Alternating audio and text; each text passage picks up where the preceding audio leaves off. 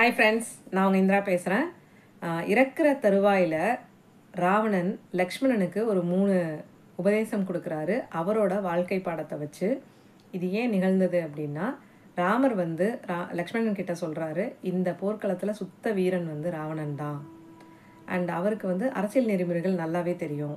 இருந்தும் அவருக்கு இந்த தோல்வி நடந்திருக்கு. அவர்கிட்ட நீ போய் உபதேசம் வாங்கிட்டு வா, அது உனக்கு ரொம்ப உதவியாக இருக்கும் அப்படின்னு சொல்லியிருக்காரு. இவரும் போய் கேட்டப்போ அவர் சொல்லியிருக்காரு, ராமருக்கு வந்து ரொம்ப நல்ல மனசு அப்படின்னு சொல்லிட்டு ஒரு 3 உபதேசம் சொல்லியிருக்காரு. நல்லது அப்படின்னு தோணின உடனே அதை செஞ்சிடணும், காலதாமதப்படுத்தக்கூடாது. கெட்டதை வந்து செய்கிறத கொஞ்சம் காலதாமதப்படுத்திக்கிட்டே இருந்தோம்னா விதி அதை வந்து செய்ய விடாது செஞ்சு நம்மளை காப்பாற்றிடும். இது என்னோடய வாழ்க்கையில் நான் கண்டறிஞ்ச உண்மை. அண்ட் 2வது, நம்ம கூட நம்ம நல்லதே செஞ்சாலும் அதை சுட்டி